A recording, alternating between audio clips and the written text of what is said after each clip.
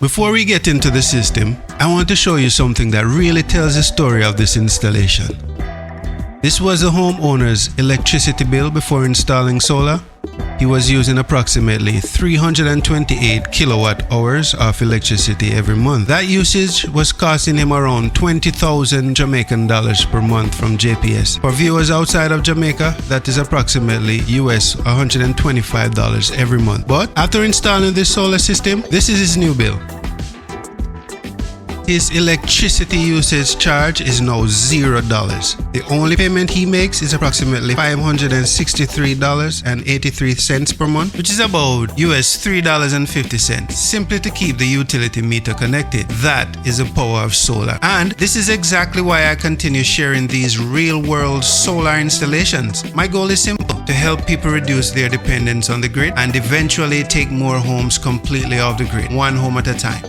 Welcome back to the channel. Today I have another home to add to the journey. This homeowner is completely off the grid. But what makes this installation different is that this is the first high voltage residential solar system I've ever worked on. This system uses a SolaX X1-SPT 7K hybrid inverter, 2 high voltage lithium batteries, and a 4.76 kilowatt solar array. But there are some very interesting things about this setup. How much solar can this inverter actually handle? How many panels can be connected? Why are the battery cables much smaller than what you normally see on a 48 volt system? And is a high voltage battery system better than a traditional 48 volt setup? Let's take a closer look.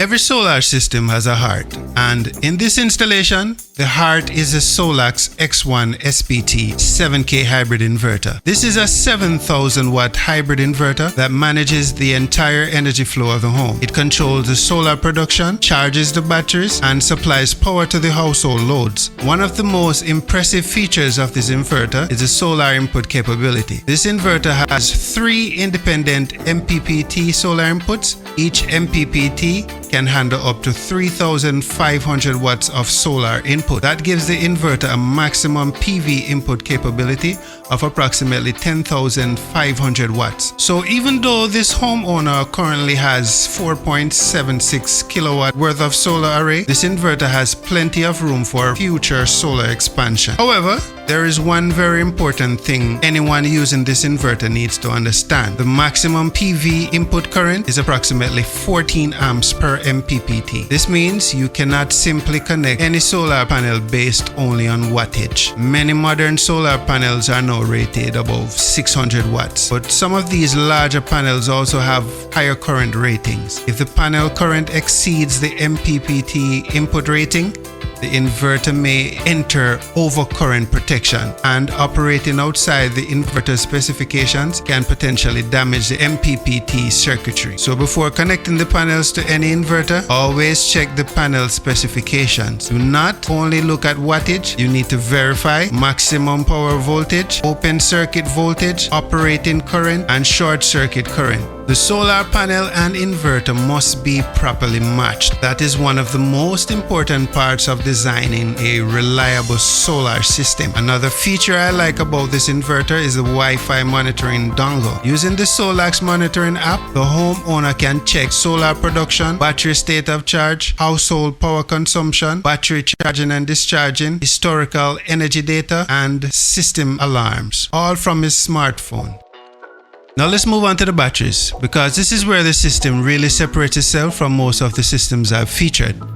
Most of the systems I work on use traditional 48 volt lithium battery banks, but this system uses 2 SolaX Triple Power high voltage lithium batteries, providing approximately 10 kilowatt hours of storage. This is actually the first high voltage battery system I've personally worked on, so it was a great learning experience. One of the first things you notice is the battery's cable size. Look at the cables. Compared to the large battery cables normally used on the 48 volt system, these are much smaller. The reason is because this battery operates at a much higher voltage. The relationship is simple. Power equals voltage times current. In other words, wattage equals voltage times current. For the same amount of power, increasing voltage reduces the current required. Lower current means smaller cables can be used. On many 48 volt systems, you might might see battery cables around 35mm square or 50mm square or even larger. But this high voltage system uses approximately 6mm square copper battery conductors. This is one of the biggest difference between high voltage and traditional low voltage solar systems. Now let's take a look at the solar panels.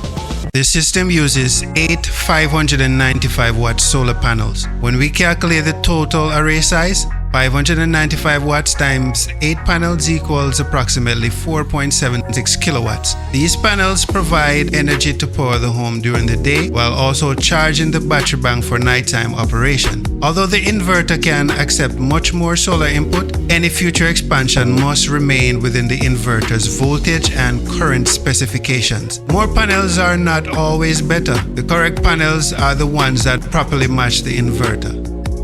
The biggest question of any off-grid solar system is, what can it really run? This homeowner is powering his entire house from solar. The system runs 2 television sets, lights, 2 standing fans, his sound system, about 3 security cameras, his Wi-Fi router, Starlink internet, kitchen appliances, and everyday household loads, including a washing machine. The only major appliance not added yet is air conditioning. Everything else is already running from the solar system.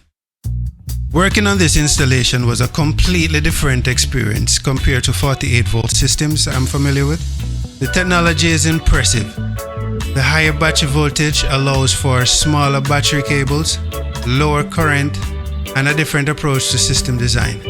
However, here in Jamaica, I would still recommend a quality 48-volt system for many homeowners. Not because this system is not good. This is an excellent system. The main reason is availability. If something needs replacing years down the road, finding compatible batteries, inverters, and components is usually easier with the more common 48-volt system. In countries like the United States and Europe, high voltage battery systems are much more common, so sourcing equipment is generally easier. Overall, this has been one of the most interesting solar systems I've worked on. It is my first experience with a high voltage residential battery system, and it shows how solar technology continues to evolve.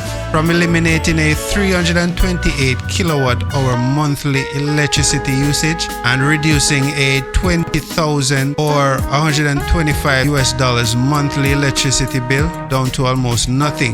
This is what solar is all about. My mission continues, helping people understand solar and taking homes off the grid, one installation at a time.